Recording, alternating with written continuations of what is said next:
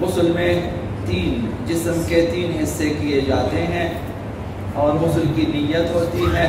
جو بھی غسل کرنا ہو اس کی نیت سے آپ کریں گے. اگر 1 2 3 غسلیں بھی ساتھ کرنی ہو اس کی بھی آپ ایک ساتھ نیت کریں.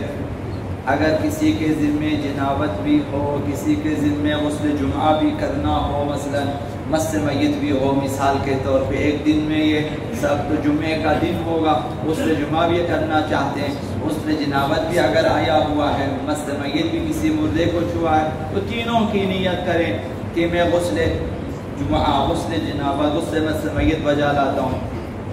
مستحب قربتاً الی اللہ. جسم کے 3 حصے کر کے آپ پہلے سر و گردن پہ آپ پانی ڈالیں گے. آپ شاور کے نیچے لے جاتے ہیں، آپ مگ سے یا پھر لوٹے سے یا کسی بھی چیز سے پانی ڈالتے ہیں. سر و گردن ایک حصہ ہے اور اس کے بعد جسم کا دایاں حصہ ہے.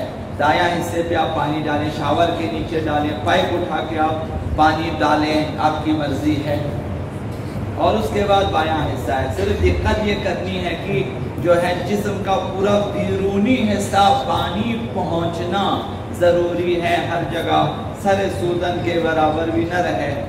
لہذا کان کے اطراف میں ہاتھوں سے پانی پہنچانے کی کوشش کریں، کان کے پیچھے. بعض لوگوں کے کان تھوڑا سا آگے جلد کے ساتھ ملے ہوئے ہوتے ہیں تو وہاں بھی مثلا مشکل ہے پانی پہنچے.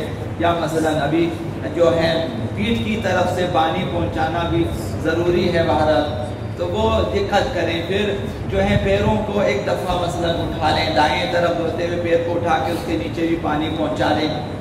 قد عقل جو ہے ہاتھ سے مثلا اگر آپ کے لیے شاور سے یا پانی مشکل ہو، آپ مگ سے اٹھا کے اس کے اوپر ڈالیں. ضروری نہیں اوپر سے ہی ڈالیں وہ سارا پانی پہنچے والا، نیچے بھی ڈالیں، مثلا گھٹنے سے نیچے ڈالیں. پانی پہنچنا ضروری ہے. اور اسی طرح بائیں طرف بھی ہے.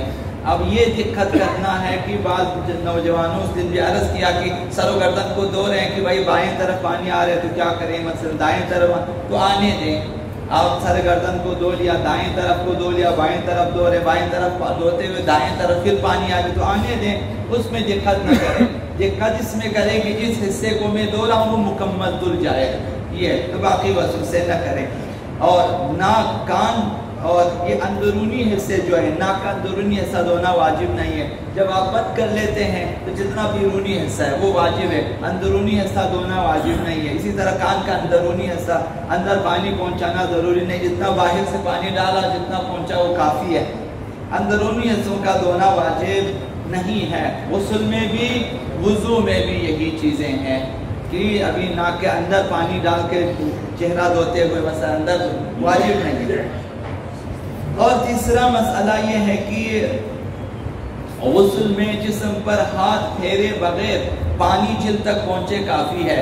وضو میں تھوڑی سی دقت یہ ہے کہ پانی ڈالنے کے بعد آپ کو ہاتھ پھیرنا ہوتا ہے. یہ بعض فقہا نے کہا لازمی ہے کہ آپ ہاتھ سے دھو لیں.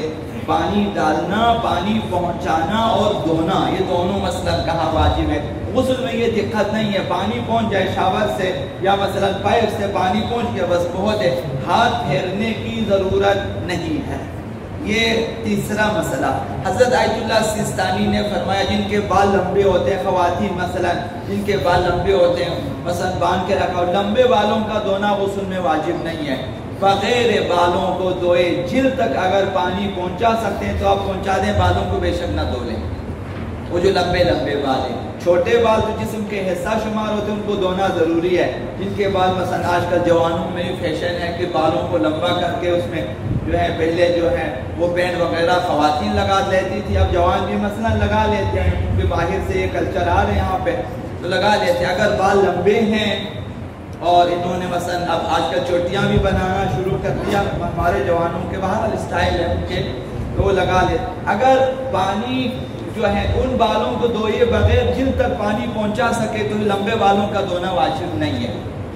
یہ چوتھا مسئلہ. پانچواں مسئلہ غسل التماسی کے بارے میں ہے کہ آپ مثلا آپ سوئمنگ پول میں چلے جاتے ہو، آپ کھڑے ہو جاتے ہو سوئمنگ پول میں، مثلا آدھا بدن آپ کا جسم کے پانی کے اندر ہے، آدھا بدن آپ کا جسم پانی سے باہر ہے. آپ کھڑے کھڑے نیت کریں کہ غسل جنابت یا غسل جمعہ بجا لاتا ہوں مستحب قربتاً الی اللہ، ایک دفعہ ڈبکی لگا دیں، یہ آپ کا غسل التماسی ہو جائے گا.